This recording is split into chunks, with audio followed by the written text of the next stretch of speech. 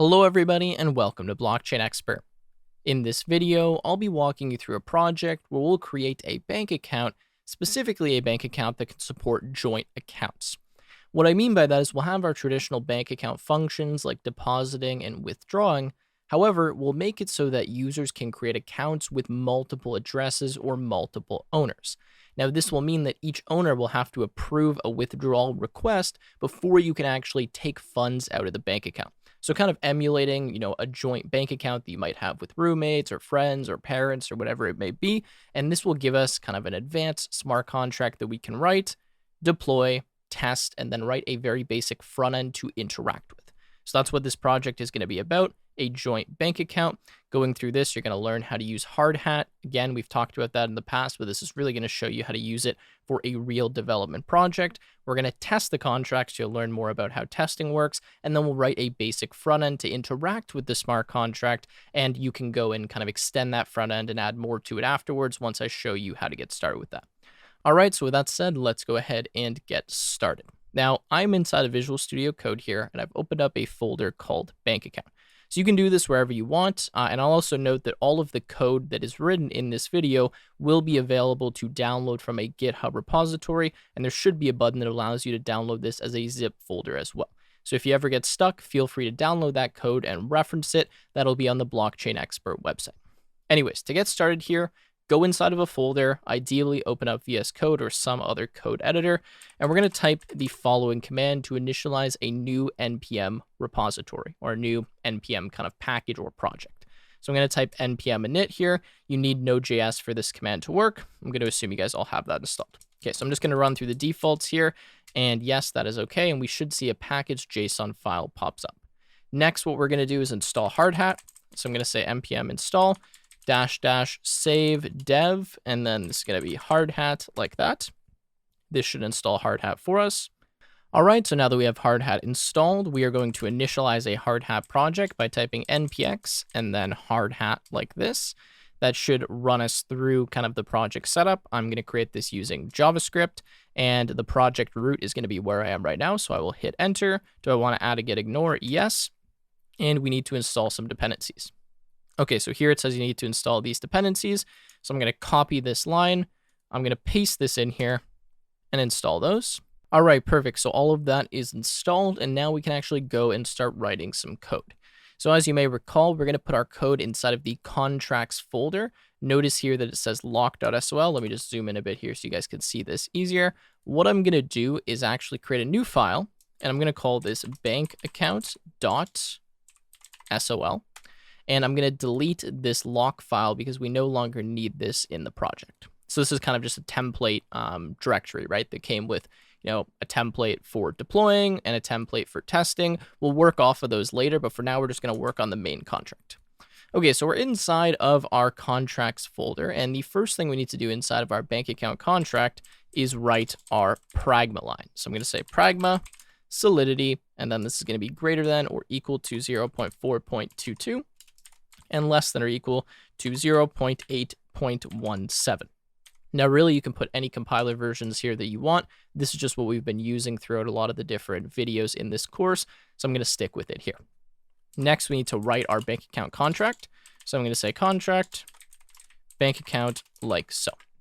Okay, before I go any further, let me just take a quick pause and walk you through exactly what we need to do and the functionality we're going to have in this contract, and then we'll start coding that out. So recall, this needs to support multiple account owners, so joint bank accounts. So first of all, we're going to need some way to represent an account. And for an account, we're going to have to know the owners of that account, so the addresses that own it, the balance of that account, and then we're going to have to allow people to request making a withdrawal from this account. So I'm going to allow anyone to deposit to the account if they're, say, like the owner of the account, right? However, if they want to request funds, they want to actually take some out, I'm going to make it so that every single user or every single owner needs to approve that withdrawal request. So the main functions here are going to be depositing, requesting a withdrawal, approving a withdrawal, and then actually taking that withdrawal out. And then, of course, we're going to have to create the account as well with the specified number of owners. So that's kind of the main idea here. Now let's start writing out some code. So the first thing I'm going to do here is actually write out all of the events that are going to occur. Once we have the events written, then it will be kind of easy to stub the different functions and start going from there. So the events that we're going to emit here, the first one is going to be deposit. So for deposit, our first topic or parameter here is going to be address. I'm going to make this indexed, and this is going to be the user who made the deposit. Next, I'm going to have a uint value. This is going to be indexed as well, and this is going to be the account ID that they made this deposit to. So at this point, I should mention that every single account is going to have a specific ID. That's how we're going to know what accounts users are owners of, or what account we're depositing funds to, or what account we're withdrawing money from. And the idea here is that users can have multiple accounts, right? They can be a part of multiple joint bank accounts, or maybe an account where it's just them as the owner.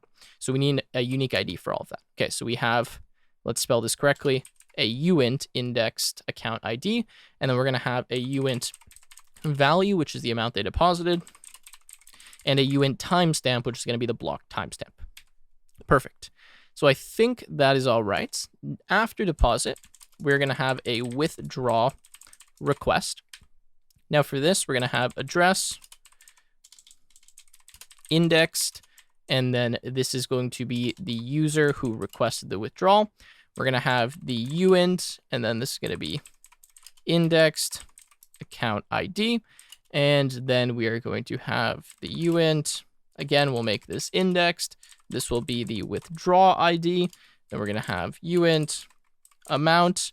And lastly, a uint timestamp. And I realized I forgot a comma, so let me put that here. Okay, now let's put a semicolon.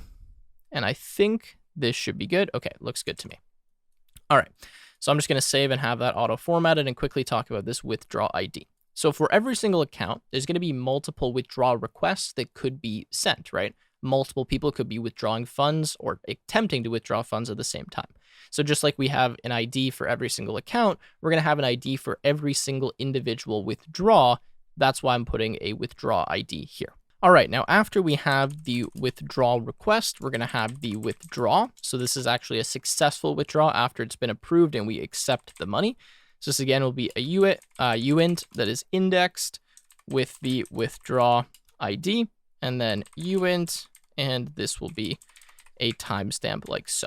Now I could also put the amount here, but since I have the withdraw ID and I would have previously emitted an event that contains the withdraw ID, I'll be able to find the amount associated with this withdrawal. Okay, next we're going to have an event for creating an account. So I'm going to have event account created. For this, we're going to need to know the owners. So we're going to say address. This is an array of owners. These are all the addresses that own the account. I'm going to have a uint, and this is going to be indexed, and this will be the ID of the account. And then I will have a uint for the timestamp that this was created at. All right, I think that's all for our events. Deposit, withdraw request, withdraw an account created. That looks good to me. Next, we're going to have to create our structs and kind of our data types for storing the information. So the first thing we need here is an account. So I'm going to say struct account. And what do we need to store in an account? Well, we need to know the owners. So I'm going to say address owners like that. This is an array. Then I'm going to say uint balance. We need to know what the balance of the account is. And then lastly, we need to know all of the withdrawal requests. So I'm actually going to make a mapping, and this is going to be from an address, or sorry, not from an address, from a uint to a struct that I've not yet created, which I'm going to call withdraw request like that. And then I will call this withdraw requests. Okay, perfect. Now I've noticed here that we're going to have an event named withdraw request. So I'm going to change this to withdraw requested, because above here, I'm going to make another struct called withdraw request, which is going to represent the information we need about each request to withdraw funds. Okay, so now this should be valid. We should be able to have our uint associated with the withdraw request. These uints, by the way, are going to be the IDs of the withdrawal request. Okay, so inside of our struct here, what do we need? Well, we need to know who actually requested this withdrawal. So we're going to have the user who requested this. We're going to have the amount that they requested to withdraw. And we're going to have the number of approvals, which I'm going to store in this uint variable. Next, I'm going to have a mapping, and this is going to go from an address to a Boolean. And this mapping is going to tell me which owners have approved this withdraw request, right? Because we need to know that. And then lastly, we're going to have a variable, which is a Boolean or a field member, whatever you want to call it, which is a Boolean, which will tell us if this request is fully approved. Okay, so let me discuss kind of why I chose these fields. So obviously we need to know who actually made the request. The reason for that is once it's approved, they're the only person who's going to be able to withdraw the funds. Next, we have the amount. Well, that's obvious. We need to know how much they want to withdraw from the account. And then the approvals. Now, really, we could write this as, say, num approvals. I'm just going to keep it as approvals for right now.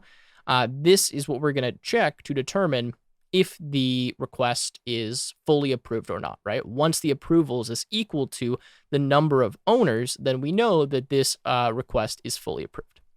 Next, we need to know if owners, have already approved this or not. We're not going to let them approve it again if they've already approved it once. So we need to store that information in this mapping. And then we have this Boolean just to make it easy for us when we actually attempt to do the withdraw to know if this withdraw request is approved or not.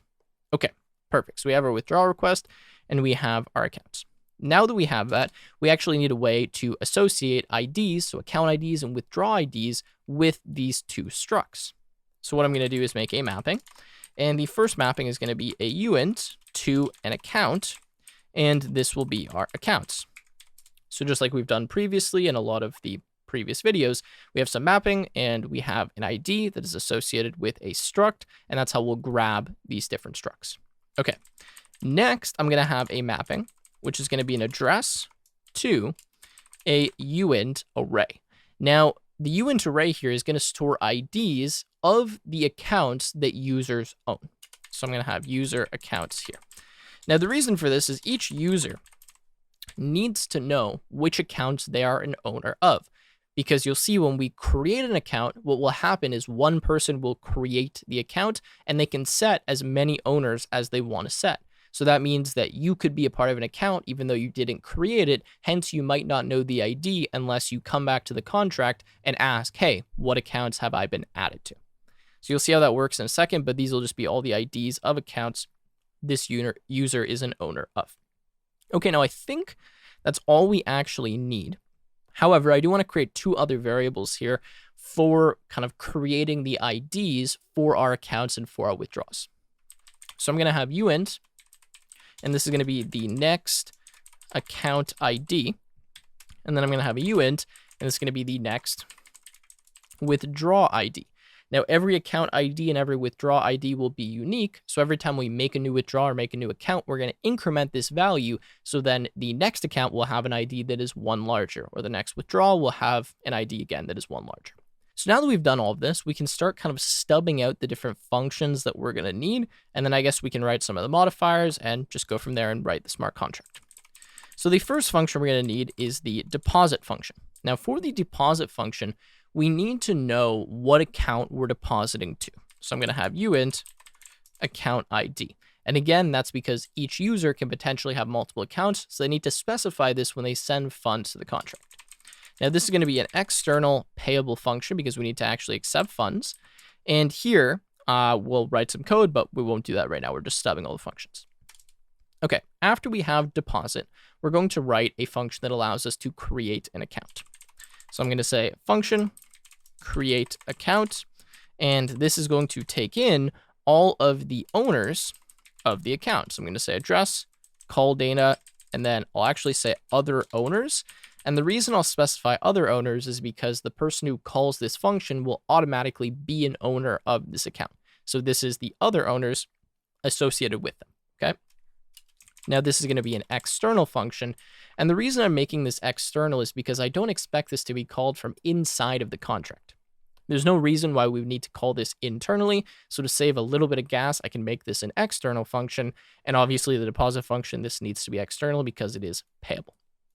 Okay, so that is create account. Next, we'll make a function that allows us to request a withdraw. So I'm going to say request, and I'll actually go with withdrawal. And for this, we're going to need the account ID. So we're going to say uint account ID, and we're going to need to know the uint amount, and this will be external as well. Okay. Now, as well as requesting a withdrawal, we need a function that allows us to approve a withdrawal. So I'll say function approve withdrawal. This will take uint, and this is going to be the account ID. And then this is going to be the uint withdraw ID, because we need to know which withdrawal in the account that we are approving. Okay, this will be external as well. Really, all of these functions we're only calling from outside of the contract. We don't need to call them internally. All right. Next, we are going to have function withdraw. This will actually give you the money once a withdrawal has been approved. So once you approve it, we're going to allow that user to make the withdrawal, so then they can call this function.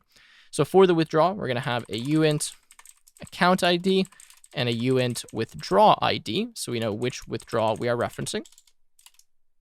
And then we will, of course, write the code in there later.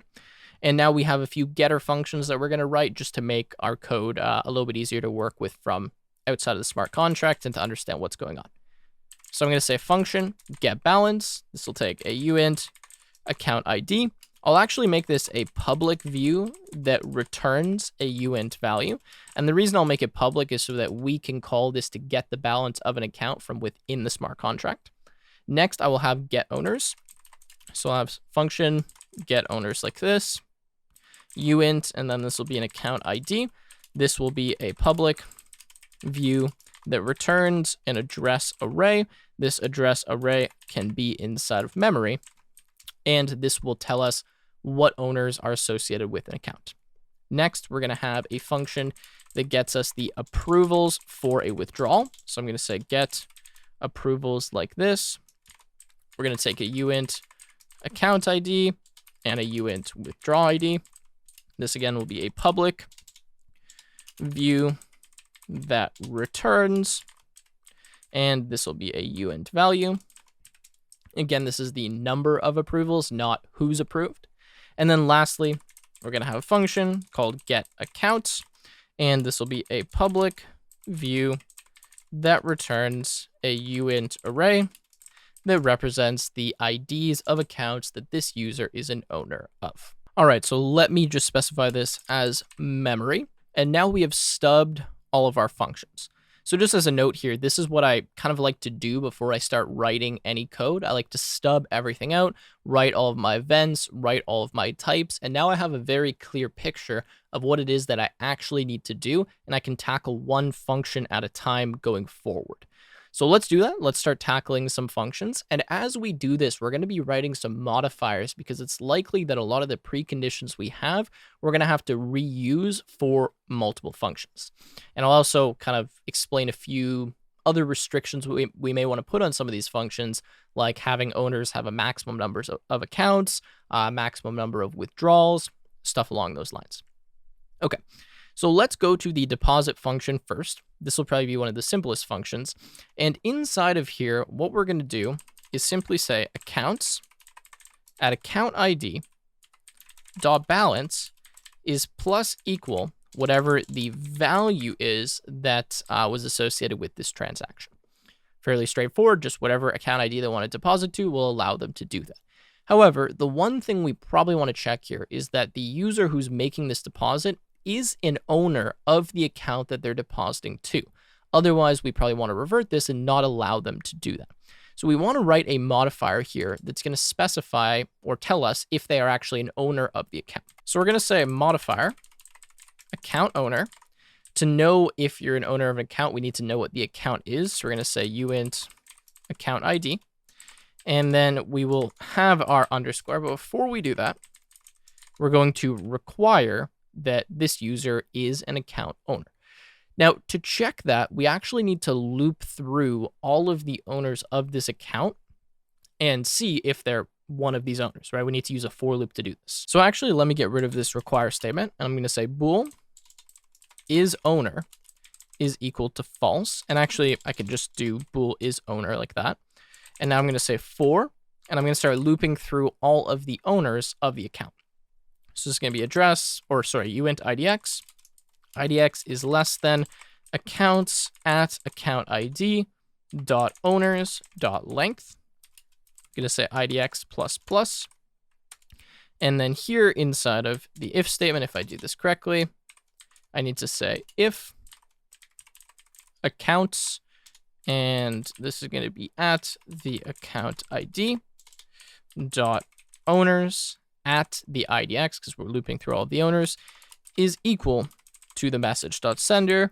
Then I can say is owner is equal to true, and I can break out of the for loop. And then down here, I can say require is owner. And as my error message, I can say you are not an owner of this account. Okay, so let's walk through this quickly. We have a variable. This is going to tell us if we are the owner or not. This starts out being equal to false. We then loop through all of the different owners in the account that we're checking. For every single one of those owners, we check if they're equal to the message.sender, the person sending the transaction.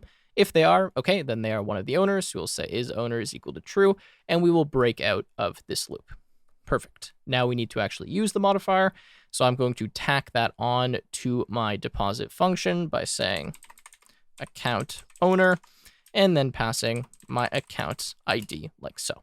All right, so now that we have written deposit, let's write the create account function. All right, so for create account, we're going to have a few preconditions that we want to check, which we'll do in a second. Now, the first thing is we want to have a limit on the number of owners for a specific account. Now, you can make this limit anything you want. I think I'm going to go with 3 or 4. I'll see how I feel when we start writing that. And I also want to make sure that each owner that's passed here is unique. So for example, the owner of the account or the person sending the transaction doesn't specify themselves in this array, because if they do that, then they're never going to be able to make a withdrawal, because they'll have to kind of approve the withdrawal, but they won't be able to approve the withdrawal because it will say they've already approved it, right?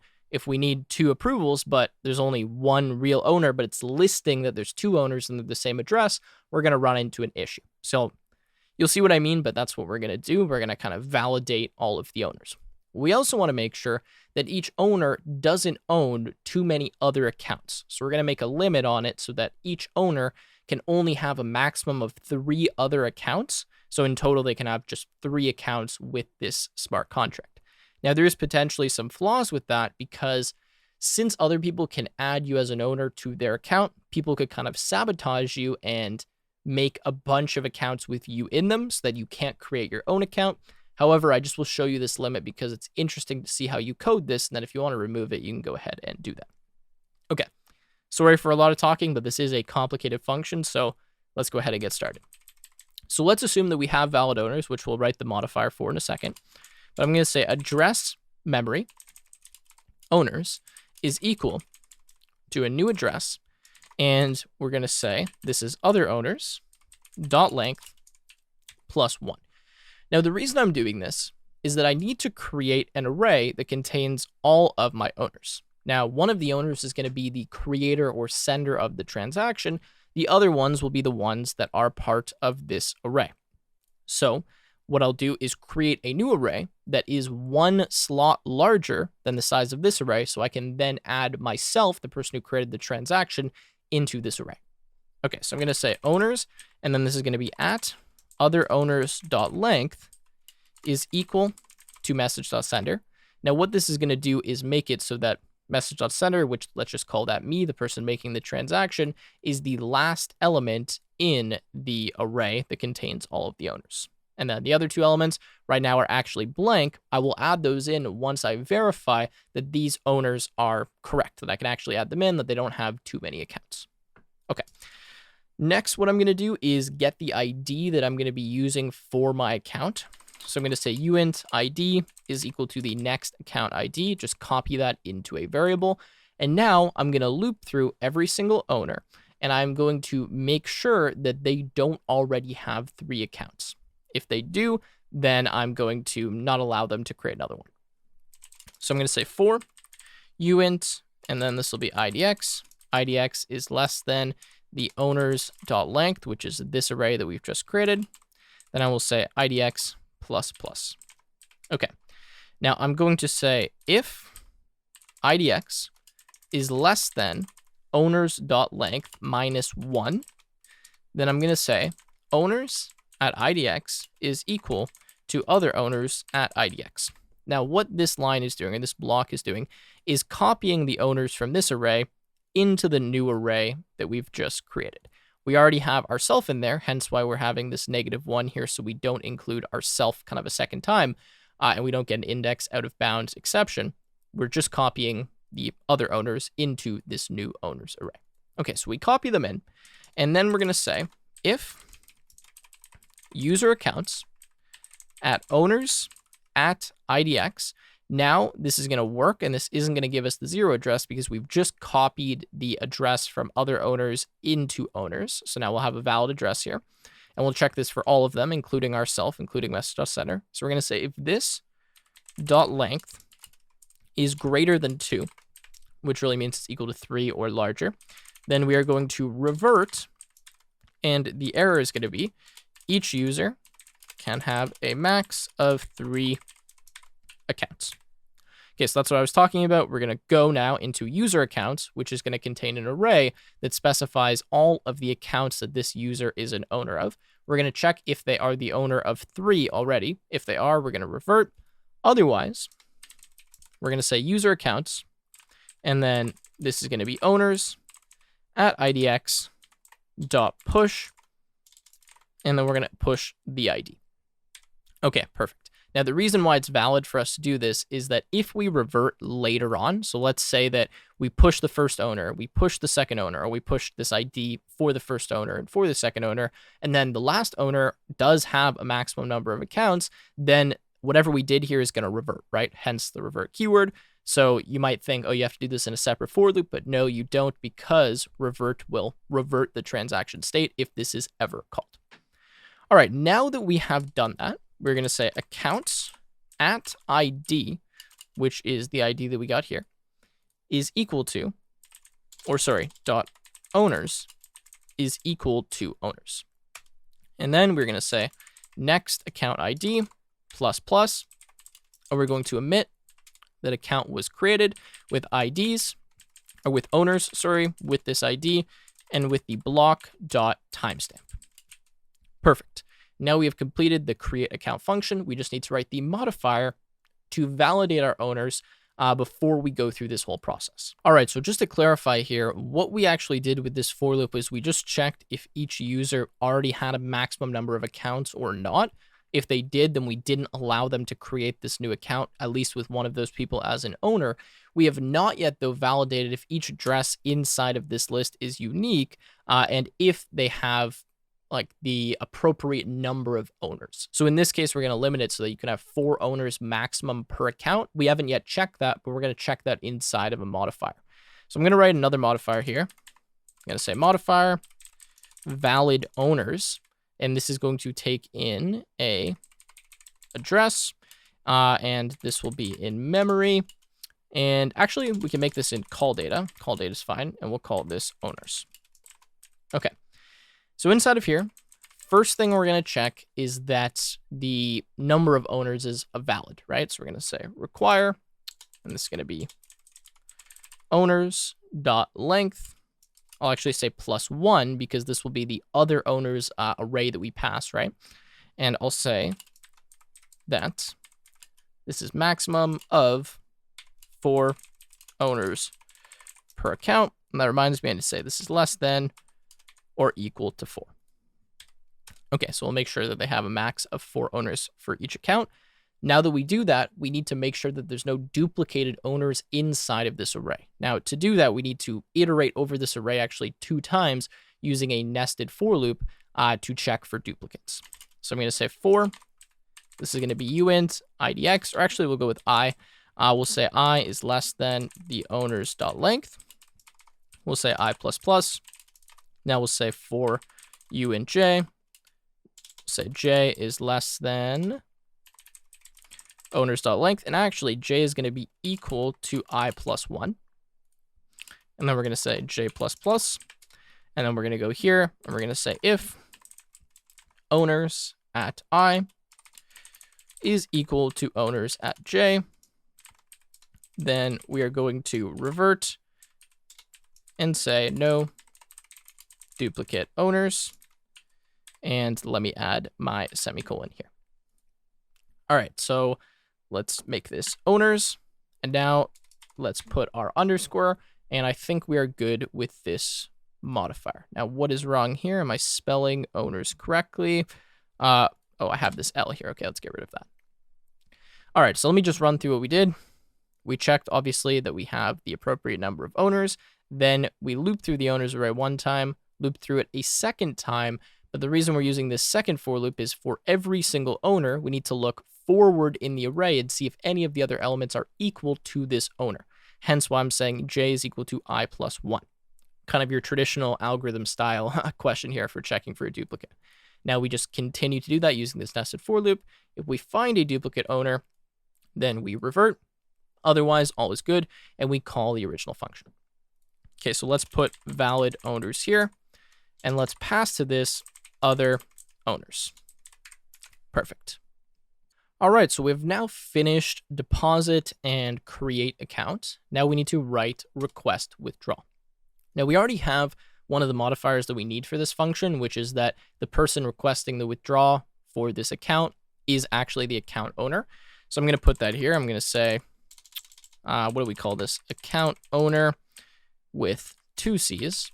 And we will pass to this the account ID. Okay, so that's the first modifier. We're going to need another one just to make sure that the balance of this account is sufficient for us to make the withdrawal that we're attempting to do. We can write that one later. Okay, so assuming that all is good here, how do we request a withdrawal? Well, we need an ID, and then we need to fill in the correct fields in our withdrawal request struct and kind of add that into the account struct, right? So let's do this now. We are going to say our uint ID is equal to the next withdraw ID. We're going to say withdraw request, and then we're going to put this in storage. Request is equal to accounts at account ID dot withdraw requests, and then we're going to access at ID. Okay, it might seem a little bit weird what I'm doing, but I'm essentially making a reference to the withdrawal request struct that is going to be stored at whatever this ID is in the mapping withdrawal requests of the account associated with this account ID. I know that's a mouthful, but if we look here at account, we have our mapping. So we have some uint or some ID to a withdrawal request struct. So what I'm doing is accessing that withdrawal request struct based on the account ID, and then I am creating a reference of that and storing that here. So that's why I've put the location as storage, so that anything that I do on this request object is actually going to modify what's inside of this mapping. Hence, it will change what's inside of the account struct. Okay, so now that we've done that and we have access to this object, I'm going to say request.user is equal to my message.sender. I'm going to say request.amount is equal to amount. And I am going to say next withdraw ID plus plus, and then I'm going to emit the event of withdraw requested with the user, which is going to be my message.sender, my account, my ID, my amount, and my block.timestamp. All right. So pretty straightforward. If we go again and just quickly look at this struct, you can see that what we need to specify here is the user and the amount. These 3 values we can leave as the default values, which will be 0. This will be an empty mapping. And then we'll say, of course, that this is not approved, so this will be equal to false. So now we need to write a modifier that's going to tell us if we have sufficient funds to actually make this request, because obviously we can't request more funds than exist in the account at the time that we're trying to make the request. So let's write a modifier here, and let's call this sufficient balance. Now to do that, we're going to need the account ID. So we're going to say uint account ID, and we will also need the amount. Okay, so for this modifier, we can use one simple require statement, and we can say require the accounts at the account ID dot balance is greater than or equal to the amount. And then for our error message, we can say insufficient balance, and then we can call our underlying function. Okay, so now that we have sufficient balance, let's put that on our function here. So sufficient sufficient, and balance like that. And then we'll pass the account ID and the amount. And I think I spelled that correctly. Let me just check here. Yes, looks like I did. Okay. Now that we have created an account and requested the withdrawal, we need to approve the withdrawal, and then of course withdraw and the rest of the functions that we have here. All right, so let's get into approve withdrawal. First, we're going to put the modifier of account owner, because you need to be an owner of this account to approve a withdrawal from it. So I'm going to say account ID. Now, again, let's assume that everything's good and that you can actually do the approval. We'll write the modifier after. So I'm going to say withdraw request storage request is equal to accounts at account ID. And then this is going to be dot withdraws or withdraw requests. And then this is going to be at the withdraw ID. Okay, again, just making a reference so it's easier for us to access this and change the properties.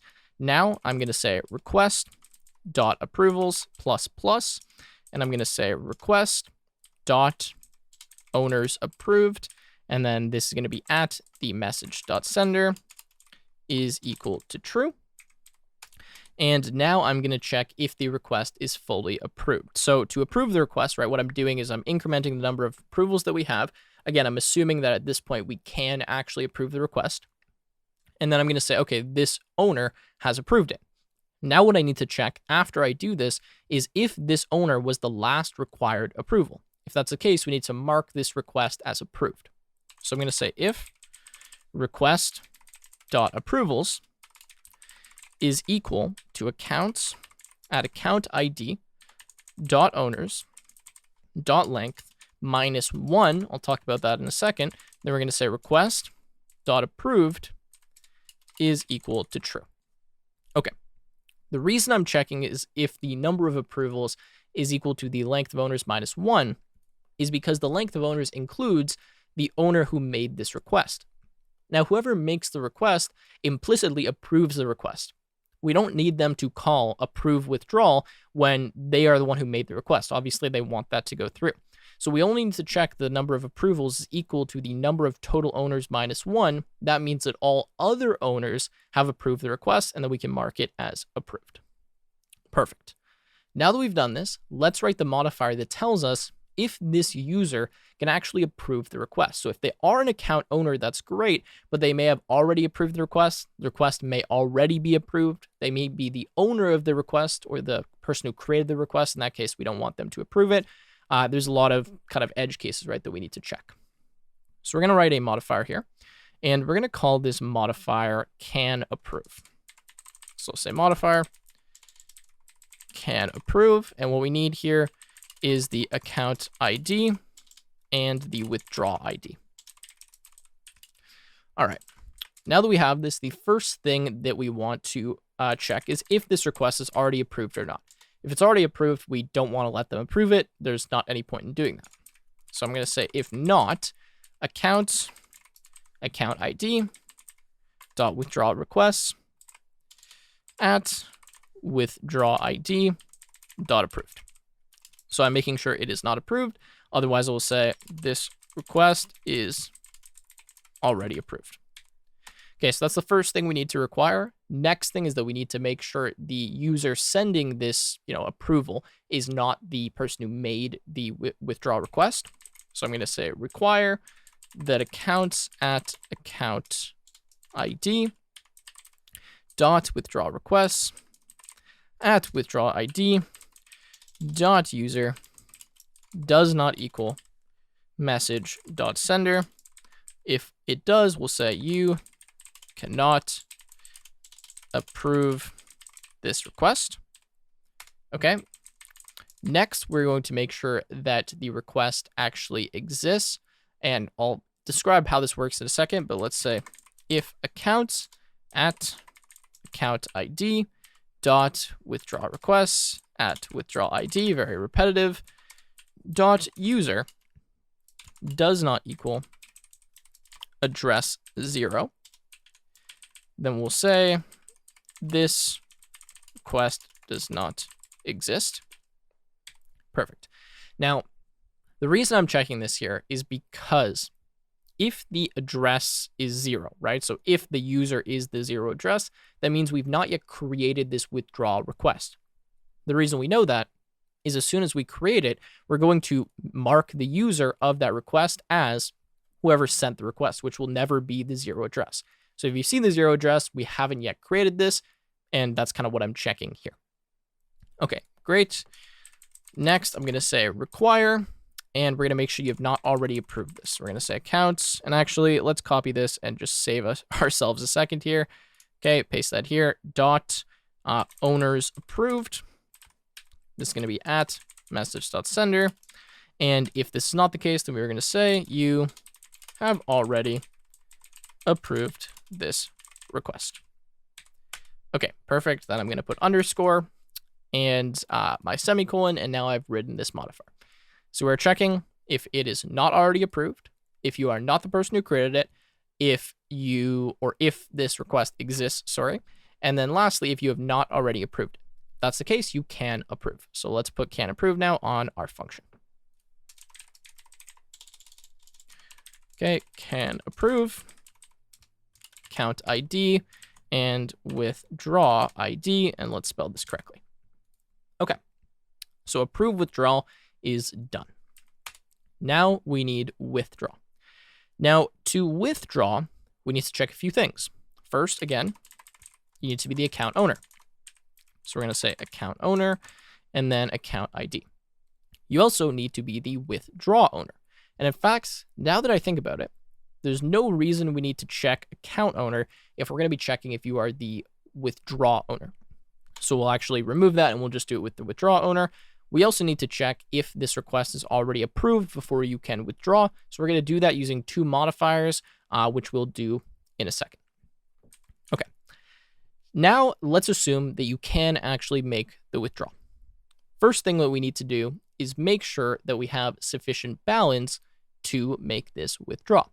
So what I can do here, first of all, is get the amount that this withdrawal is for.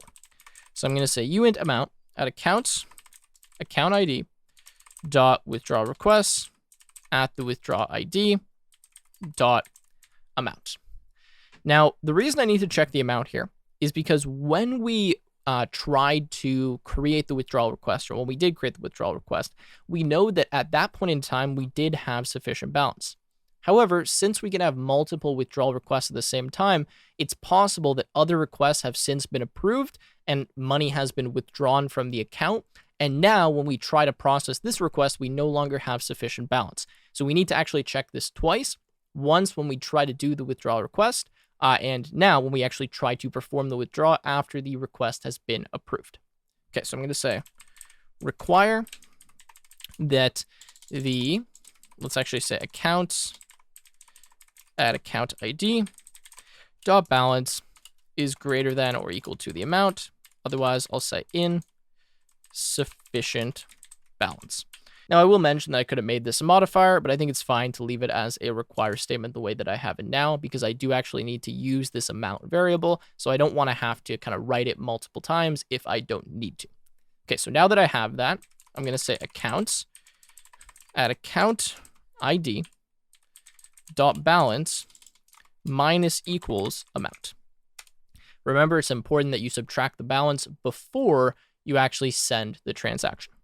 And now that I've subtracted the balance, I'm going to delete the withdrawal request, because if I'm processing it, I want to get rid of it. So I'm going to say delete accounts, and then this is going to be at account ID dot withdraw requests. This is going to be at withdraw ID.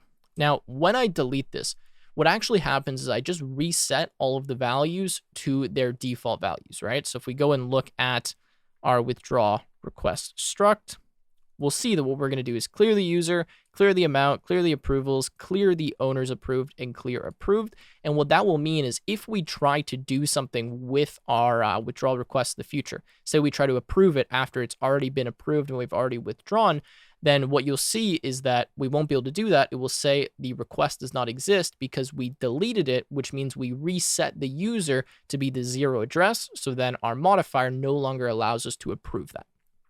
Okay. Now that we have that, we will actually do our transfer and pay this person. So we're going to say bool sent comma, is equal to payable at message.sender. We're going to use .call, and we're going to call with value amount, and then our empty string.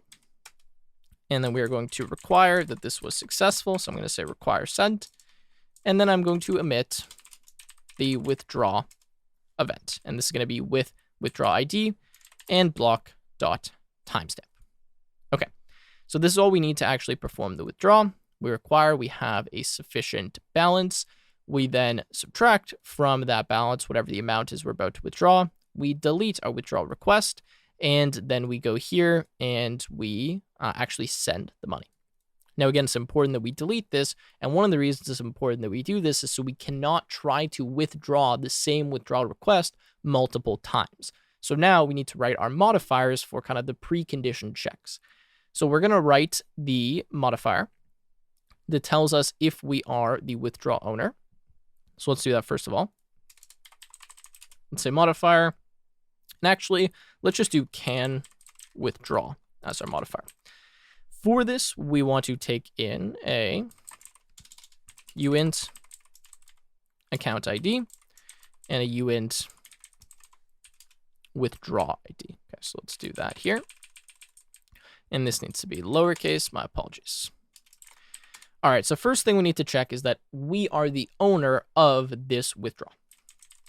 So we're going to say require that counts at account ID dot withdraw requests at the withdraw ID dot user is equal to message.sender. Otherwise, we'll say you did not create this request. Okay. Now that we have checked that, we need to make sure that this request is approved. So we're going to say require that accounts. And you know what? Let's just copy this whole thing here.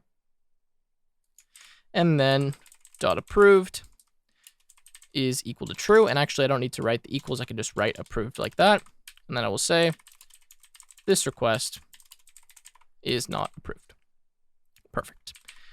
Now, we could write some additional logic if we want, but this is actually all that we need. And the reason why this is going to disallow us from making the same withdrawal multiple times using the same withdrawal request is, again, because when we delete the withdrawal request, which we do down here, we're going to clear that approved field to be false, and we're not going to be able to approve this request because now the user is equal to the 0 address, so we'll never be able to do the same withdrawal multiple times.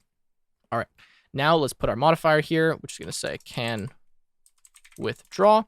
We'll pass our account ID and our withdraw ID like so. Perfect. Now we have some easier functions to write: get balance, get owners, get approvals, and get accounts.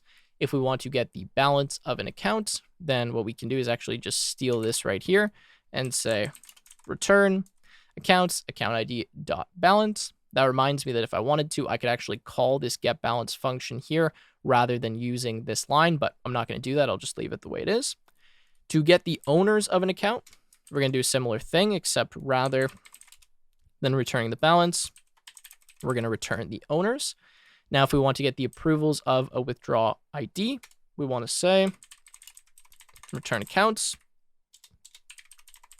at account ID dot withdraw requests at withdraw ID, and this is going to be dot approvals like that. And then lastly, get accounts. We're going to return user accounts at the message dot sender. Okay, so with that said, that completes this very long smart contract. Again, feel free to pause the video, go back if you need any help, or if you got lost at any points, that's completely fine. All of the code will also be available from the GitHub repository, as well as a download link where you can just download the source code. Okay, now that we have this contract completed, what we want to do is test this and make sure that this contract is correct. So for us to be able to test this, we need to go into this test file here, and we need to essentially delete all of the existing tests that are in here. So let's just start by doing that. And we need to write kind of a test suite that will go through and test all of the different functionality, make sure the edge cases are handled correctly, and everything's all good, right? That's what we need to do. Now, I understand we haven't got too much into testing, so I'll kind of go slowly with you for the first few tests. Then I'll go through a bunch of them, and we can go from there. Okay, give me a second. I'm just going to clear some of the code that's in here and some of the comments, and then we'll get started with testing. All right, so I've just cleaned up the code a little bit here, and now we're going to start getting into testing. Now, the first thing we need to do when we are testing is we need to deploy the contract or write some kind of reusable function that allows us to do that. So let's go through kind of step by step. First, I'm going to change this from lock to say bank account. And pretty much everywhere where it says lock, I'm just going to change that to say bank account. So here, go and change this to bank account and make sure this is exactly the name of the contract that you have in the contracts folder. Now here we'll go with capital bank account. We're going to say await, and then this is going to be bank account dot deployed, and then this will be bank account, and we're going to return the bank account. Okay. So let's go through this. So first of all, what is get signers? Well, what get signers is really the different accounts that we can use to sign transactions. Now, the first account that we have here by default is the one that's going to deploy the contract for us, hence why it's marked as owner. Then we have, I believe, 10 other accounts that we can access, and we can do that by writing something like ADDR1, ADDR2, ADDR3, etc., and just continuing to write up to, I believe, 10 accounts in total that we can access when we are using our smart contract. So what I'm going to do here is actually change this. I'll say that's ADDR0, and I'm going to return from this function ADDR0, ADDR1, ADDR2, ADDR3. I'm going to change the name of this function to say deploy, and we're going to call this bank account. Now, there's a lot of different ways to go about setting up your deployments. The first way that we're using here is going to use something known as a fixture. So notice we have this load fixture function. What this function does is take another function that it can call, and it essentially caches whatever the result of this function is. So we don't have to consistently redeploy the contract. We can deploy it once, save what the state of the contract is after that deployment, and then revert back to that state every single time we want to use the contract. You'll see what I mean in a second, but this is a kind of better way than constantly redeploying the contract before every single test case that you want to run. Okay, so we've set up our deployment. All we're doing is we're getting the contract factory. We use bank account that's automatically going to get it from the contracts directory, and then we just await this being deployed. Once it's deployed, then we come here and we can go ahead and return the bank account instance, and then all of the accounts or addresses that we can use to kind of connect to this bank account instance and to this smart contract. All right, now that we have this function written, what we're going to do is write a describe block. Now, what I usually like to do is separate all of the different tests that I want to write into kind of separate describes. So that's what describe allows you to do. You can kind of bulk or block a bunch of tests together that are all under like a subheading, right? So the main heading is bank account. That's a contract we're testing. And then the subheading here, for example, would be like deployment.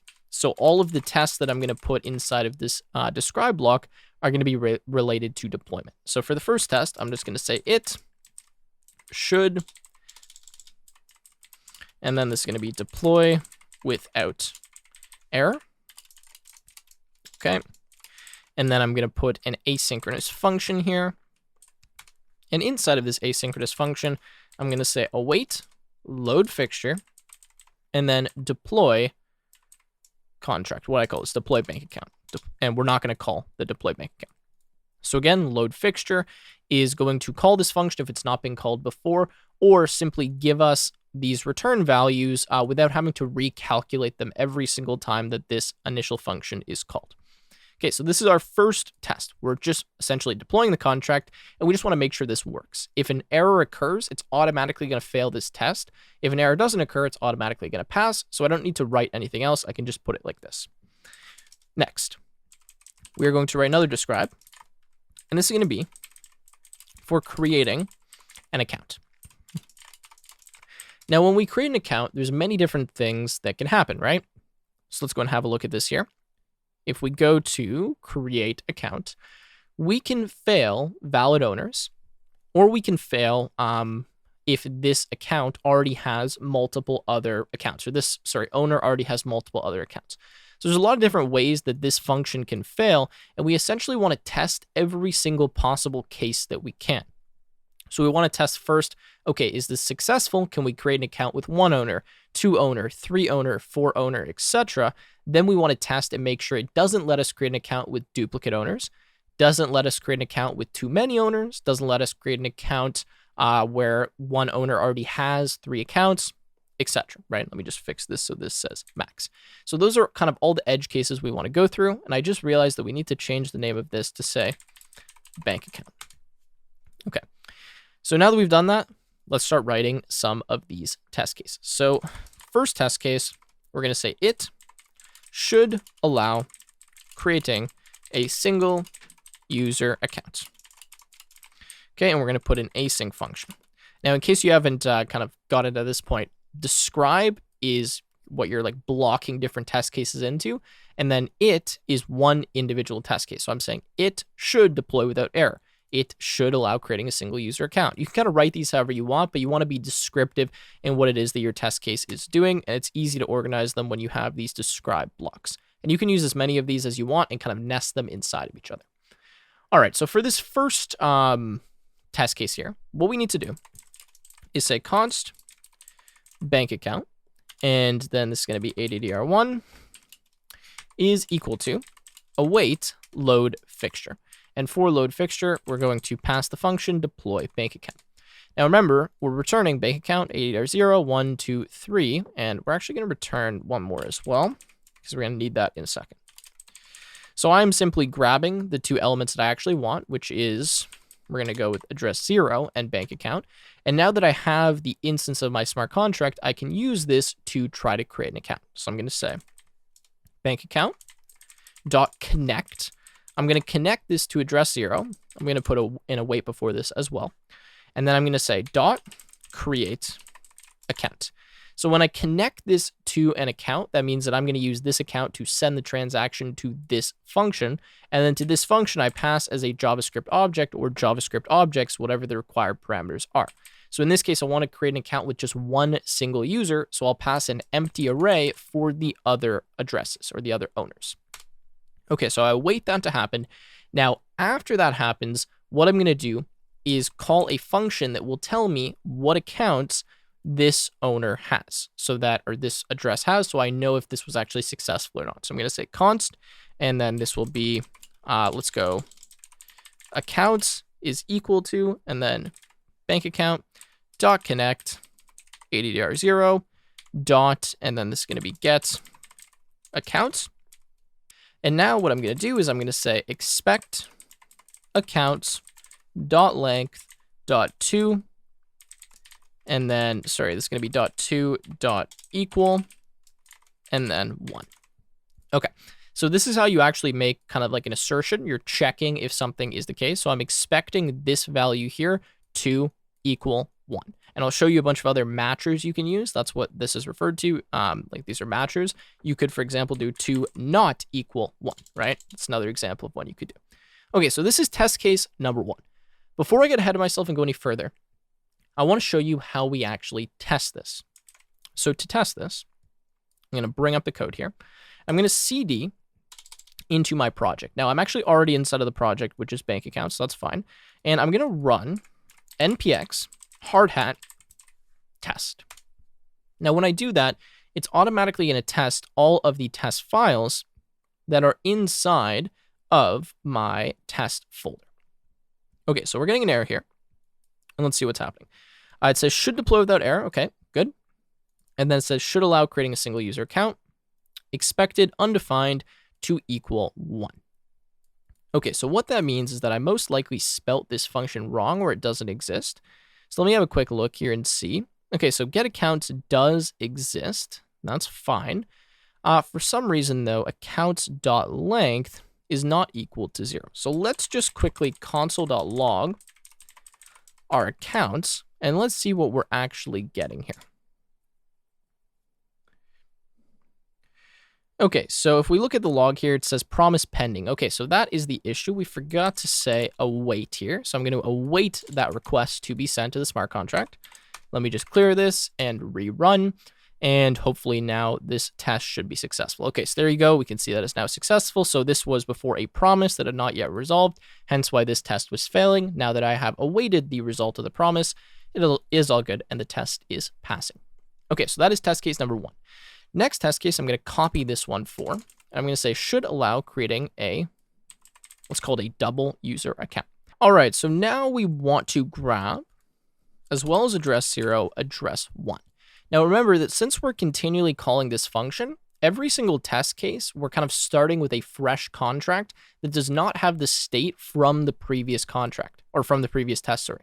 So whatever happened in this test is not going to affect this test, and that's typically a good thing. You don't want to have your tests failing because other tests before them may have failed, right? Anyways, now that we understand this, let's pass ADDR1 here. And now what I'm going to do is make sure that both address 0 and address 1 have one account in their accounts list. So I'm going to copy this, and we're going to say accounts 1 and accounts 2, and I'm going to say accounts 1.length and accounts 2.length, and for accounts 2, I'm just going to put ADDR1 here. So it is a bit of repetitive code. I could maybe wrap this in a function, but I think for our use case, this is fine. Okay, so now it should allow creating a double user account, so that should work. All right, now that we've done that, let's do another one. Should allow creating a triple user account. Okay, so let's go here to ADDR2. And now we're going to say ADDR2 here. And now again, we're going to do the same thing. And this is going to be accounts 3, and ADDR2. And now let's copy this and let's do it one more time for 4 people. So quad user account. Okay, ADDR3, ADDR3, and then we need one more of these. Okay, counts 4. And now we should have our 4 kind of successful test cases handled. So let's try this and see if this works.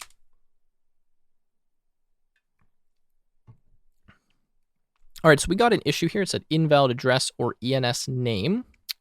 Not exactly sure why I am getting that. Believe we maybe aren't returning the correct value, or we're passing something incorrectly here. Let me have a quick look here, guys. I'll be right back. All right, so I've found the error. It's a little silly, but this address here, ADDR1, ADDR2, etc., they are signer objects, which means that when we pass them inside of the array here and pass them to create account, we're not passing just an address, we're passing kind of all of the properties of this signer object. So really the way that I need to fix this is I now need to add .address at the end of these. So instead of passing the signer object, I'm passing just the Ethereum addresses for these objects. So that's what I'm going to do, .address, and .address. Okay, so now that we've done that, this should work. So let's clear and rerun and see what we get. And there you go. We can see that we pass all of those tests. Perfect. All right, so now we have passed the successful tests. The next tests that we want to run are kind of the failure tests, right? Where we want the transaction to actually revert. So let's copy this first test case. Let's go down to the bottom. Let's say it should not allow creating an account with duplicate accounts or duplicate owners. Let's say that. Okay. So the way we can test this is we can say ADDR0 dot and then address. And rather than using this kind of expect here, we're actually going to say await expect. We're going to wrap what it is that we're calling, and we're going to say to.b.reverted. So we're going to make sure that this here, so bank account.connect.create is reverted. So that's how you actually check if this fails or not. Okay, easy enough. So that's how we check if this test case fails.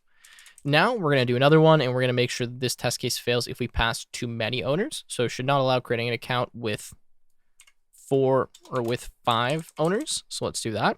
And now we can pass ADDR0, ADDR1.address, ADDR2.address, ADDR3.address, and ADDR4.address. And we need to, of course, import those here. So ADDR1, ADDR2, and ADDR4. And let me just make sure I have 4 accounts here. Yes, I do. Okay, perfect. So those should now fail. And then lastly, we need to make sure that it fails if one of our users already has 3 accounts, right? So the way that we test that is we actually just create 3 accounts for a user and then try to create another one with them. So I've copied in this test case. Okay, let's get rid of this expect here. And rather than having all of these different accounts, let's just take one. Let's write a for loop here. Let's say for, let's go let idx equals 0, idx less than 3, idx plus plus. And then we will say await, and this will be bank account dot connect addr0 dot create account. We can pass just an empty array here. Okay, so we're going to create 3 accounts for this user, which should be successful. Then after we do that, we're going to try to create one more, and we expect that to be reverted. So I'm going to say expect, and then we actually need to put the await before the expect. Make sure you do before, not within the expect, otherwise you'll get an error.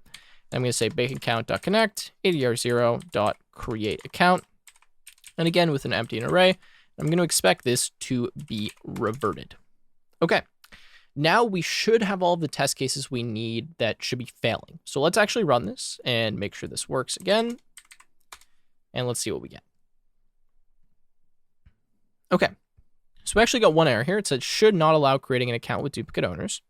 And what this means is that the transaction was not reverted, which actually tells us that we either have an issue with our code or we have an issue with our test case.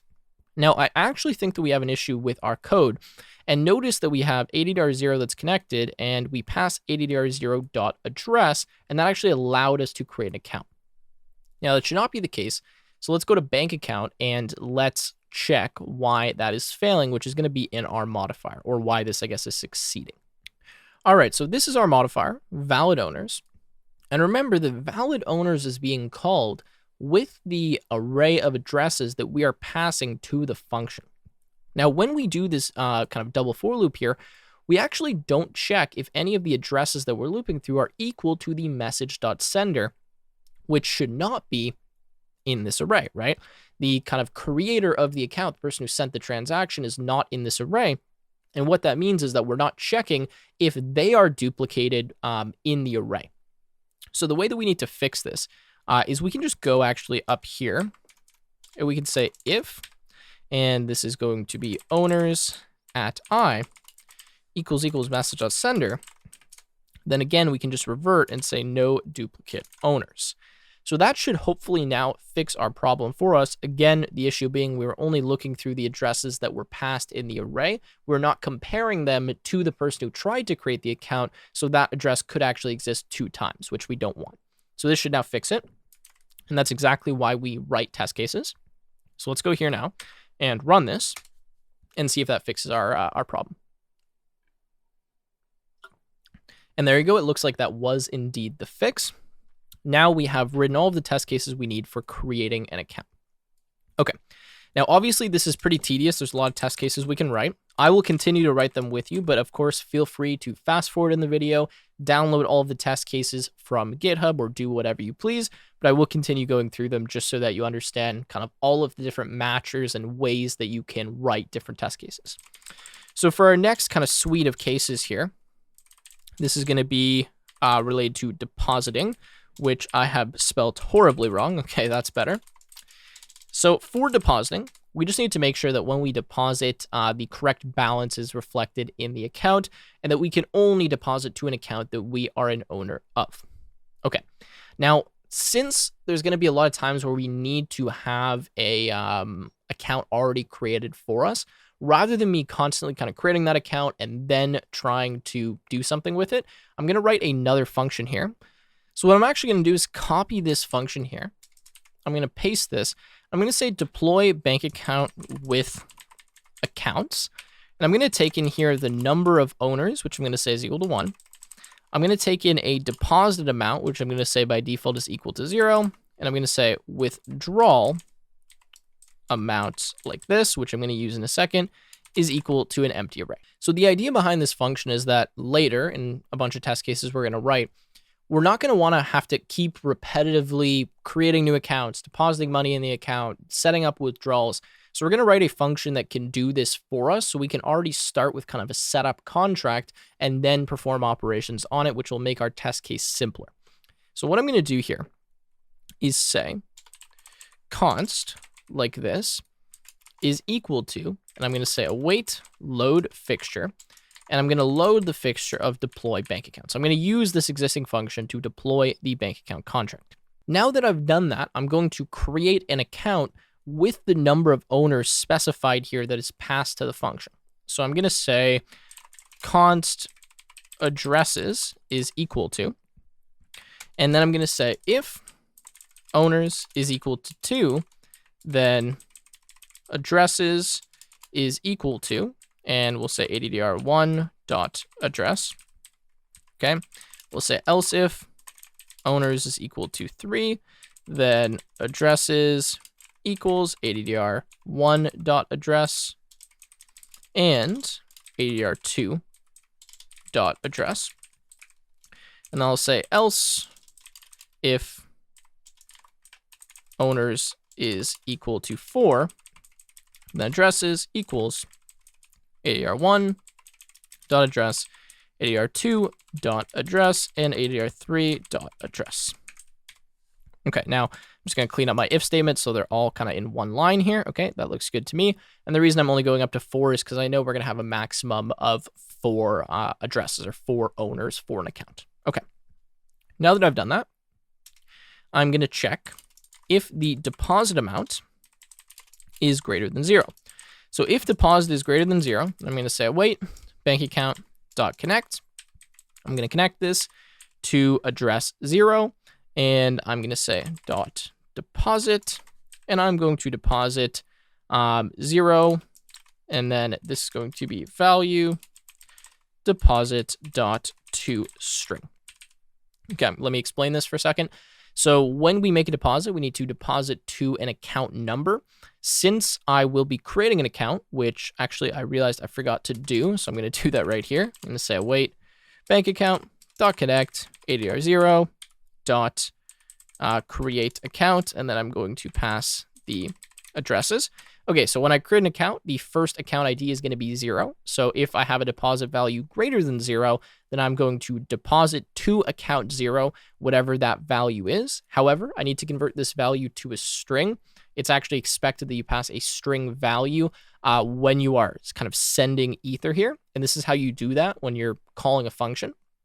You do deposit, you pass any of the mandatory arguments, and then as kind of an options field here, so like a JavaScript kind of object, right? JSON object, I pass value, and then whatever the value amount is as a string. And this is going to be in way. So if I had 10, I'd be depositing 10 way, 100, 100 way, etc. Hopefully that makes sense, but that's how you send the value. Okay, so that's what we're doing for deposit. And then I'm going to say lastly, for const withdraw amount, or is this withdrawal amount? Yeah. So const withdrawal amount of withdrawal amounts, I'm going to say await bank account dot connect. I'm going to connect this to addr0, and I'm going to say dot request withdrawal, and then this is going to be 0 and the withdrawal amount. Okay, and then I'm going to return essentially all of this. So let's return that. Perfect. All right, I know this might seem a little bit confusing because we haven't yet used this. We're going to use it in a second. What I'm doing with this line right here in this block is I'm looping through what I'm going to expect is an array of numbers. So like a bunch of values like this. And these are going to be all of the amounts that I want to already have been withdrawn before I start running my test case or requested to withdraw. So I loop through that and I essentially make a request for every single one of those amounts to account 0. And I use address 0 because I know that that is always going to be one of the owners of that account. Okay, apologize if that was a bit confusing, but we just want to set up a reusable function here for the rest of our tests. That is called deploy bank account with accounts. All right, so I'm going to copy this. And we're going to use this now for our first test case of depositing. So I'm going to say it. I'm going to say should allow deposit from account owner. Let's make sure this is an async function. Okay. Now here we're going to say deploy bank account with accounts. I'm just going to grab this and say this is equal to await. I'm going to await that function. For the number of owners, I will have 1. And I actually don't need to pass any of the other arguments here because they are already kind of defaulted, right? 1, 0, array. All right, now we're back down here. And now we want to make a deposit. So if I want to make a deposit, the way that I do that is I say, this is going to be actually await expect bank account dot connect ADR0 dot deposit. I want to deposit into account 0, and the value I want to deposit is going to be, let's see, how much do we want to deposit? Let's go with 100. Okay. Now what I want to check here is that the Ethereum balance of the contract and my account changed when this function was run. So the way I check that is I say .to change ether balances.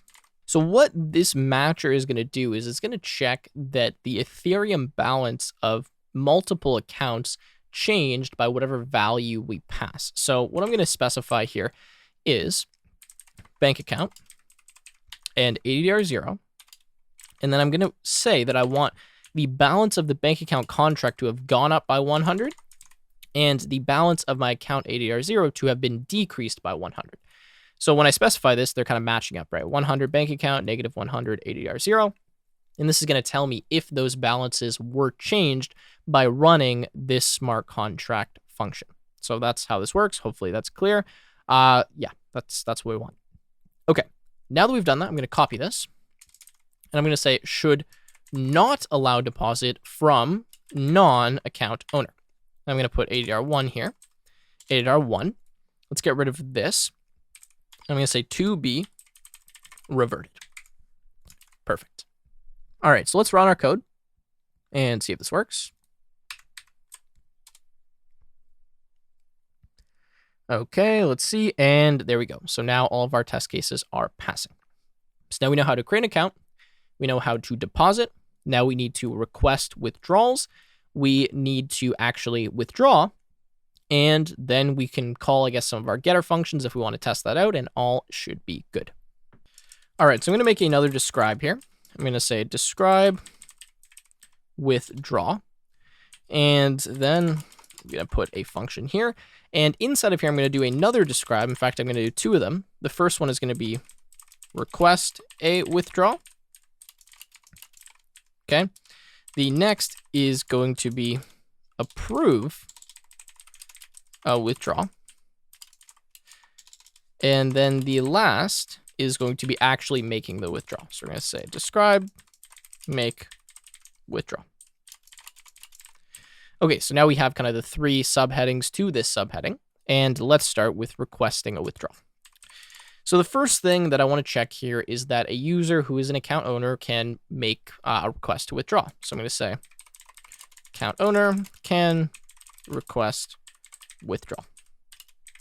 Now this is where that helper function is going to come in for us. So let's kind of copy this again. So what I want to do is I want to deploy a bank account that has 1 owner, that's fine, and that has a balance of 100. So we want 100 to be deposited. Okay, so account owner can request withdraw. Now we are going to call our function. So we're going to say await bank account dot connect ADR0, which is the account owner, dot, and this is going to be request withdraw. For the withdrawal, we want to request from account 0, and the amount we want to request is 100. Okay, so we want that to be successful. And in fact, we don't actually need to write any expects here. We can just leave it as is, because if this transaction is reverted, then this test case will automatically fail. So this is actually valid as a test case. We can just write that. Next, I'm going to say account owner can not request withdraw with invalid amount. Now we're going to try doing this with 100, and we're going to expect that this fails. So I'm going to say expect bank account.connect.to be reverted. Okay.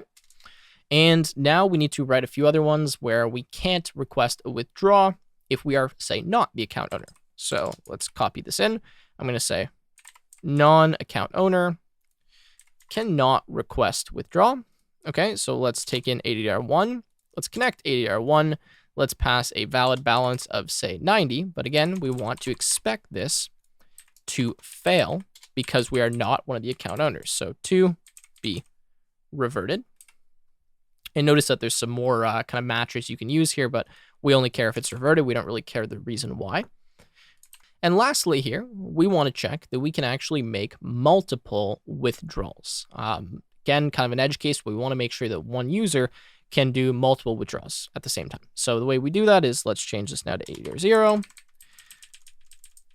ADR0, okay, let's do the first one for 90, that's fine. We don't want this to be reverted, so let's get rid of that. We don't actually need an expect statement at all. And let's paste this again after we have our await keyword.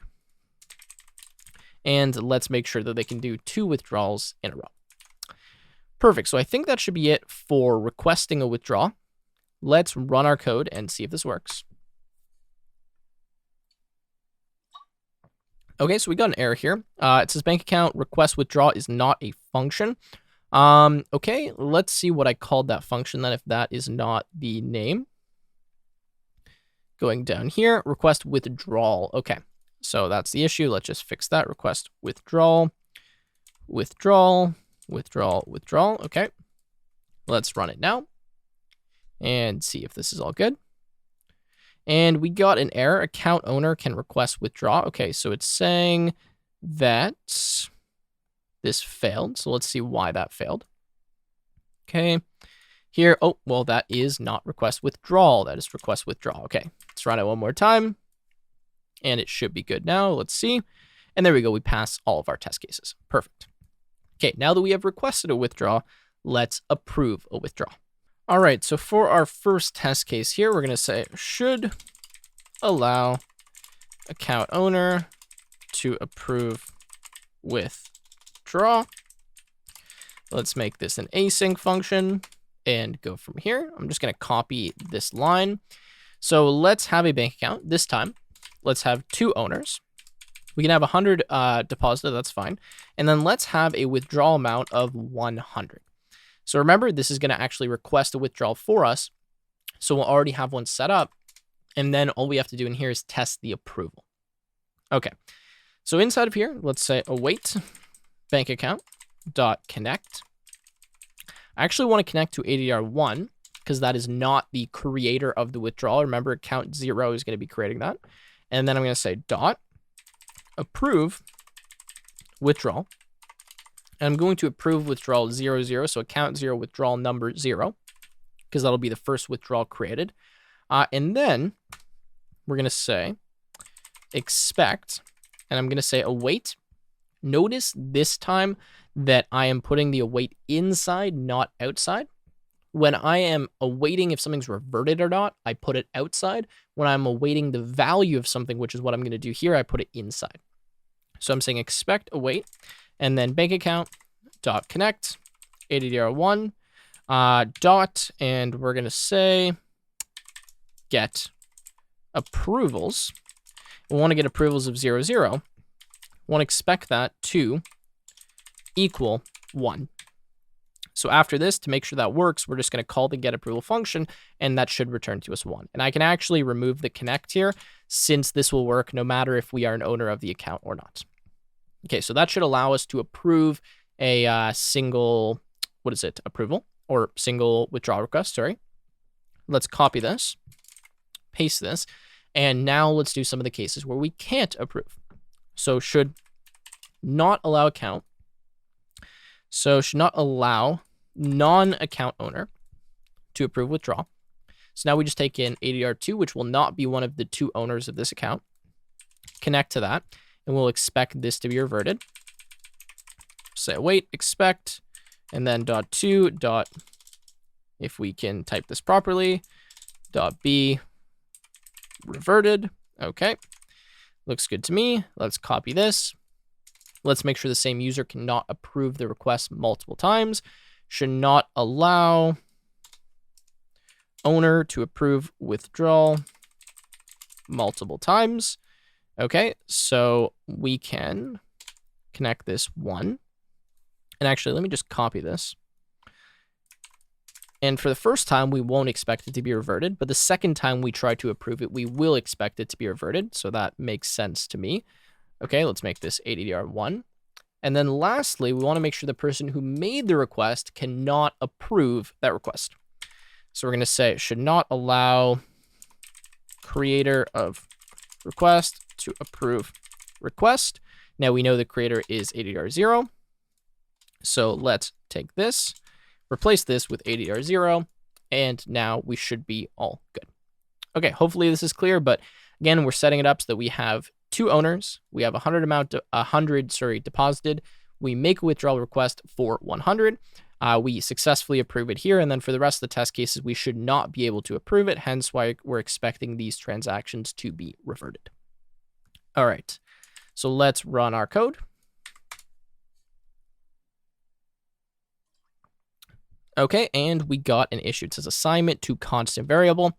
So I believe that issue is actually going to be coming from inside of our function, which just means I made a mistake here. So I believe we need to say that this is let.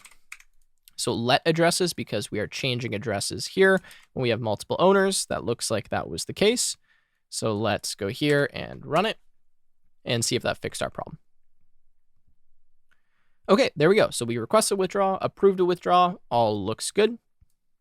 Now that we have done that, let's try to actually make a withdrawal. So once it's approved, can we actually make it? All right, so I'm going to copy one of these test cases here. I'm going to paste this in, and we're going to start with the successful one. So should allow creator of request to withdraw approved request. Okay, so 2, 100, 100. Okay, looks good to me. Now we're going to take an ADDR0 and ADDR1. Now what we're going to do is make it so that ADDR1 approves the request, because we need that to happen first before we can actually make the withdrawal. So we do that. We're going to say actually await, because that should be successful. And then we are going to say await, expect, bank account, .connect, ADDR0, .withdraw. We're going to withdraw 00, so account 0, withdraw request number 0. And then this is going to be, actually, I think that's all we need for that. And we're going to say .to .change ether balances, because now when we make the withdrawal successfully, we want to make sure the money is actually transferred to this user. And for our balances, we're going to say bank account, and we are going to say ADDR0, and then we're going to say minus 100 and plus 100, which is the amount of the withdrawal request. Okay, so that should be successful. Let's copy that and paste. And now let's actually do the same thing, but let's make it so that we ensure we cannot withdraw the same, the same request multiple times. So I'm going to change the balance or the deposit to be 200. I'm going to make a withdrawal request of 100. And I'm going to say should not allow creator of request to withdraw approved request twice. So we are going to keep our first withdrawal here, which should change the ether balances. So I can actually leave that as is. And I'm going to paste another one here, except rather than to change ether balances, this should be reverted, right? So once we've done this once, we'll try it again and we'll expect that that should fail. The reason I put this to 200, by the way, is just so that it's not going to fail since we don't have sufficient balance. It's going to fail because we already did this request, right? We already withdrew this withdrawal request. All right, so now that we've done that, we have a few other test cases to write. So let's copy this. We're going to say should not allow non-creator of request to withdraw approved request. Okay, so we can get rid of this. We can connect this to ADDR1, and we can expect that that is going to be reverted and get rid of ADDR0 here. That looks good to me. And then lastly, we want to make sure you cannot withdraw a non-approved request. So I'm not going to approve this. I'm going to change this now to be the creator, which is ADDR0. And I'm going to make sure that you do not withdraw that. Okay, so let's give this a shot here. and see if this works. And then we should be done with our testing. So let me pull this up and let's run. And let's see if we pass all of these, and we got an issue. Okay, so it says invalid big number string. Okay, let me see what this issue is, and I'll be right back. All right, so the issue here is that I had plus 100. I can't have the plus, it just has to be 100. Hence why I was getting that issue with the error, or with the number, sorry. So let me rerun this, and let's see now if that's fixed. All right, and looks good. We are now passing all of our tests. All right, so I know that was a lot of testing. Apologize for all of that coding kind of at once here, but I wanted to show you guys how you do kind of comprehensive testing of a smart contract. Hopefully you found that helpful. Now that we've done that, it's time to actually write a basic front end for our contract, look at how to deploy the contract to our local network and how to interact with it, and then we will be finished with this project.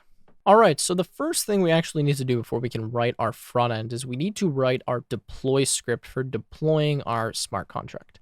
So I'm just going to get rid of some of the stuff that we don't need. In fact, let's just scrap everything in this main function. We can start from scratch. Okay, so first thing I'm going to do is declare my bank account contract. So I'm going to say const bank account is equal to await HRE dot ethers dot get contract factory, and we are going to get bank account. Okay, next I'm going to say const bank account is equal to await, and then this is going to be bank account dot deploy. And just a note here, if you wanted to pass any constructor arguments, this is where you would pass them, right here. Okay, next I'm going to say await bank account dot deployed. I know this seems a bit weird, but we deploy it, okay? And then we need to actually wait for it to fully be deployed before we can start using it. And then I'm going to write kind of a helper function here that's going to write out the ABI for our contract, right? So we actually get that interface, and it's easier for us to interact with the contract rather than having to manually write it ourselves. So I'm going to say async function write deployment info like this, and then I'm going to say contract, and here I'm going to say const data is equal to this, and I'm going to say contract. I'm going to say the address is the contract dot address. I'm going to say the signer address is the contract dot signer dot address, which is the account address that deployed this. Then I'm going to say the ABI is equal to the contract dot interface dot format, and that will give us a formatted ABI that is nice and easy for us to use. Okay, so that is our data. Then I'm going to say my const content is equal to JSON dot stringify my data null and 2. Don't worry too much about this, but I'm essentially passing 2 here so that I can get 2 spaces for my indentation level for my content. And then I'm going to say await fs dot, and then this is going to be write file.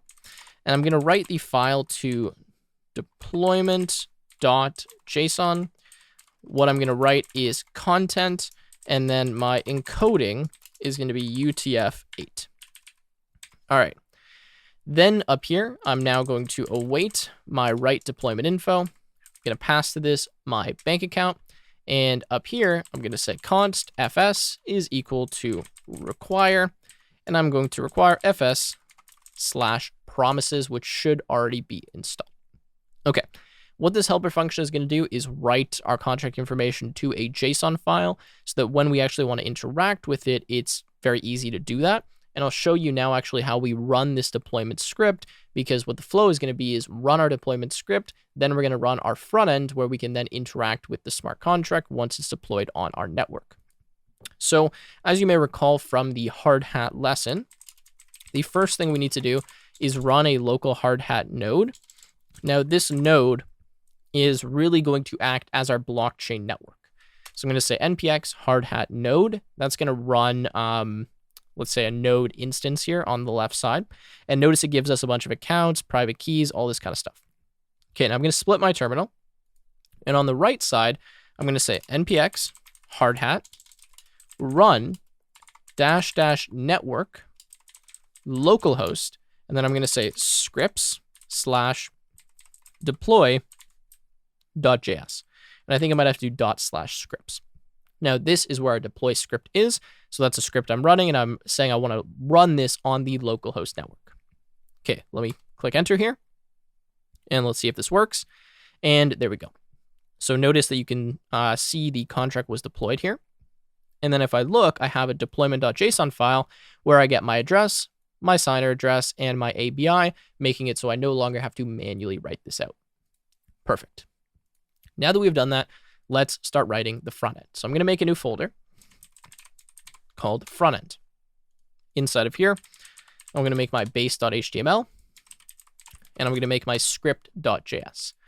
Now in Visual Studio Code, I have a fancy extension that lets me get kind of a boilerplate HTML template. You get that by writing HTML:5 and then hitting enter. And a lot of the stuff I show here is going to be repetitive from the interacting with smart contracts section. So if you haven't yet seen that, then please go watch through that section, because some of this may not make sense until you see that. All right, so here I'm going to make the title bank account test. Now I'll just mention that I'm not going to write a full-fledged kind of front end here. I'm just going to write a basic one that's going to kind of show you how you could write a more advanced front end. And then I'll let you guys go ahead and kind of modify this and make it larger if you wanted to do that. Okay, so I'm going to set up a div here. And in this div, I'm going to have an h3, and I'm just going to say create account. And I'm going to make a way to specify all of the addresses of the accounts that you want to kind of include as owners, right? So to do this, I'm going to put an input field, and I'm going to say input type is equal to text. And I need an ID for this so I can reference it from JavaScript. And I'm going to say actually that this is owners. Okay. Then I'm going to say button, and here I will say create, and on click, I will call a JavaScript function, which I will define in a minute, called create account. Perfect. Okay, so that's div 1. For div 2, I'm going to say, what should we do here? View accounts. I'm going to put a div here. Don't want to put a div. I'm wondering what I want to put here. You know what? Let's actually do a p tag, and let's say ID is equal to accounts. And this is where I'm going to kind of plug in the accounts that are associated with this user. Now for this button here, I'm going to say view accounts. I'm going to call this view. Now lastly, I'm going to put another div here. I'm going to say ID is equal to events. And I'm going to show you how we can listen for events and log those events kind of as they're happening. And then lastly, I need to include the ethers.js script here. Now, you can get this from the ethers.js website. You also can just reference the interacting with smart contracts section in this course. It shows you kind of how you get the script tag. I'm not going to go through that again. And then lastly, I'm going to write a script tag that references my script file that I've created here. So I'm going to say this is text/JavaScript, and src is equal to, this is going to be script.js. And that's actually going to conclude the HTML aspect of our code. Now that we have that, let's go to script.js, and let's kind of define what we need inside of here. Okay, so the first thing we actually need here is our provider. So I'm going to say my const provider is equal to my new ethers.providers.web3 provider. And then this is going to be window.metamask. And I forget if it's with capital, or sorry, not windows.metamask, windows.ethereum. I think that's what it is. Okay. And now that we do that, I want to define the ABI of my contract. So I'm going to say const ABI is equal to ABI. I'm going to go to deployment.json, and I'm going to copy all of this and paste that for my ABI, saving us a significant amount of time. Then I'm going to say const address. This is going to be our contract address. Same thing, go to deployment here and let me copy this in. Okay. Now that we have that, I'm going to say let contract equal null. This is where we're going to store actually the contract instance, but we can only do that once we kind of get access to MetaMask from the client. So I'm going to say async function get access. And first I'm going to say if we already have a contract instance, that means we have access already. So I'll just return. Otherwise, I'm going to say await provider dot send, and I'm going to send eth underscore request accounts like that. And for accounts, I'm just going to pass an empty array here. Now next, for my signer, I'm going to say const signer is equal to provider dot get signer like so. And then I'm going to create my contract. So I'm going to say contract is equal to new ethers dot contract. To initialize our contract, we need the address, we need the ABI, and we need the signer. Again, all of this is covered in the interacting with smart contracts section in case you are a bit confused. And now we have set up our access. Now what I'm going to do is make a very small kind of piece of code here that's essentially going to log any events that occur on our contract. Well, log a specific event, just to show you kind of how you do this. So I'm going to say const event log is equal to document.get element by ID. This is events, and this is where I'm going to write all of the events that occur.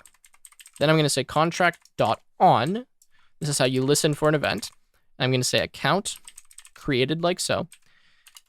And what I'm going to grab is the arguments of this event. So I'm going to say owners, ID, and then event, which is something we don't actually need to use, but I'll put it here anyways. And then what I can do is whenever an event comes in, I can say event log dot append, and I can append the following text, account create. Now, by the way, this is actually adding this onto the document. Like I'm writing this text onto the HTML document. So I'm going to say account created, and we'll say ID is equal to ID. Now to do this, I'm going to switch out my quotes for backticks so I can embed my variables directly inside the string. And then I'm going to say owners is equal to, and then we will say owners like that. And I think that's all we need for get access. All right, so now that we have the get access function, I'm going to write my get accounts function and my create accounts function. So for get accounts, I am going to say get access. I'm going to await this function. And notice that if we already have access, it'll just return, right? But if we don't, then I need to get access. So that's what I'm doing first. Okay, so await get access. I'm going to say const result is equal to await contract dot get accounts.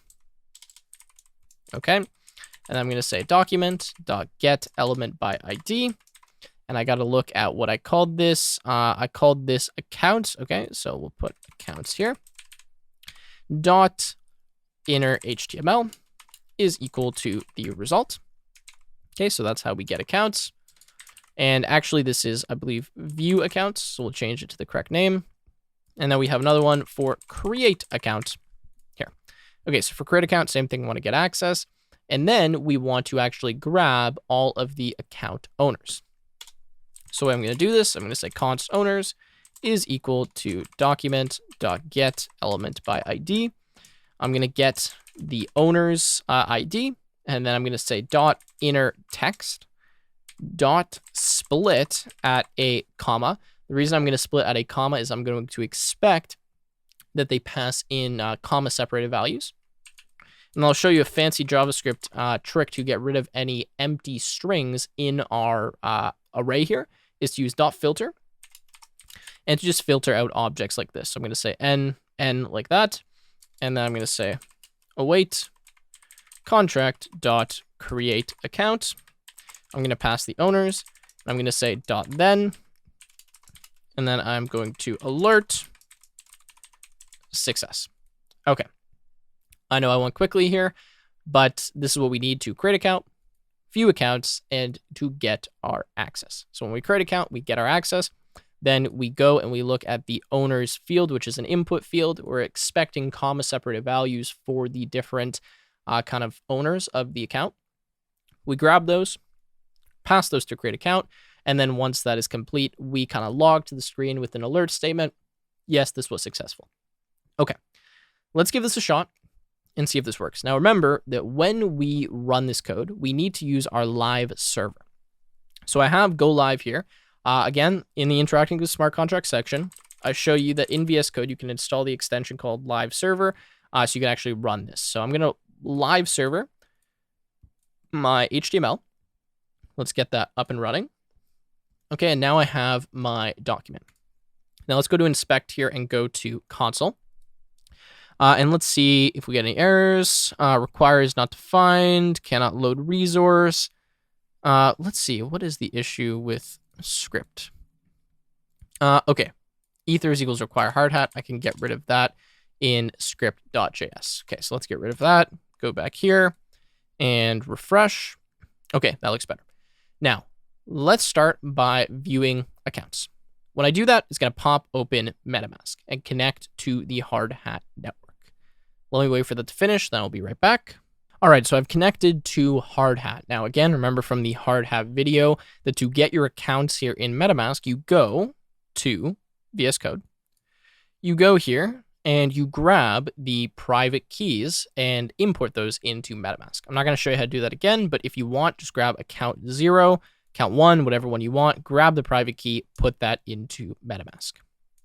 Okay, so let's see what accounts I have. I have, if I could, it's kind of small here, it's hard to see, but okay, I have this account and account 5 that both have hard hat Ethereum. Now, just to kind of make sure I don't run into any errors here, I'm going to go to settings and I'm just going to reset the account. If you get any errors with MetaMask, just reset your accounts and it should fix them. It doesn't actually like do anything. It's not going to delete any of your Ethereum or anything like that. It just essentially resets MetaMask and clears some of the transactions. You'll get that issue if you're constantly like restarting the kind of dev server. So that's why I'm doing that. Anyways, I'm going to grab this address. I'm going to grab the address from actually this account. I'm going to go back to account 3. And now I'm going to click view accounts. Okay, when I do that, I'm not getting any errors, but nothing's popping up on the screen. Let me have a look at why that's the case. It's possible that I named this function incorrectly. So view accounts. Okay, let's go here. View accounts. Okay, that seems right to me.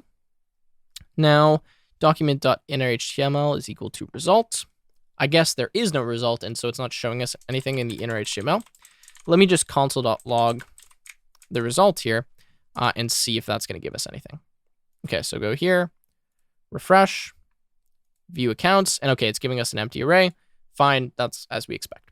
All right, now let's create an account. So for our account, I'm going to paste in the address of the other account. Okay, I'm going to click create, and there we go, MetaMask pops up.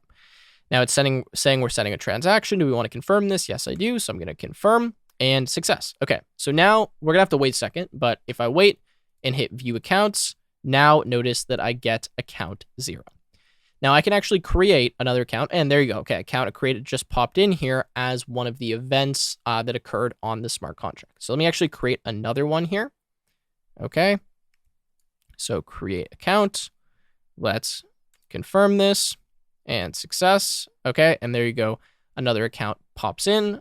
And the only thing is that it looks like the owners are not necessarily correct here. It looks like it's not actually grabbing the owner that I passed. So let me have a look at that issue. So we say get element by ID owners.inner text. Let me go here. Is this called owners? It is called owners. Okay. So owners, let's see if we can console.log owners. And let's see what we get when we actually call this now. So I'm going to paste this in. Create. Okay, and it gave us an empty array, which is not what we were expecting. So it's apparently not giving us correctly what the owners are. Let me have a look here, guys, and I'll be right back. All right, so I found the issue here. This is kind of a silly issue, but I need to call this .value, not .innerHTML. Value will actually give us the value of the input field. Just silly HTML mistake there. Okay, so let's refresh, paste in our address, and now let's hit create. And now notice that we have an address. Okay, perfect. So now I'm going to confirm this. Success. And we should see that another kind of log comes in here in 1 second, telling us that we created an account. And this time we should have multiple owners. Okay, let's see. All right, 01.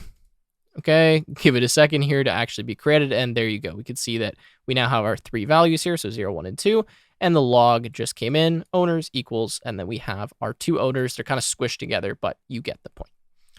All right, so with that said, that is going to wrap up this project. Obviously, I could go a lot further with the front end in terms of approving requests, sending requests, or approving withdrawals, accepting withdrawals. You get the idea, but I'm going to leave that to you because at this point, you now know how to do that. I've showed you how to set everything up in terms of kind of the script, how to test all of the functions, how to write the smart contract, how to deploy the smart contract. And really all you have to do is just write kind of the front end triggers, which I will leave to you to write in any of your kind of desired front end frameworks. As a quick recap here, when you are doing this, make sure that you have your node running on the left-hand side. That's npx hard hat node. That's going to run a localhost node for you. Then you need to run the deploy script. And once you run the deploy script, then you can boot up some kind of front end and start interacting with that smart contract. If you shut down this node, you will need to rerun the deploy script, and any contract state is going to be reverted, right? It's going to go back to the original state of the contract. So just keep that in mind. Anyways, I hope you guys enjoyed this project. I hope you learned a lot. As always, the code will be available on Blockchain Expert. I look forward to seeing you in another Blockchain Expert video.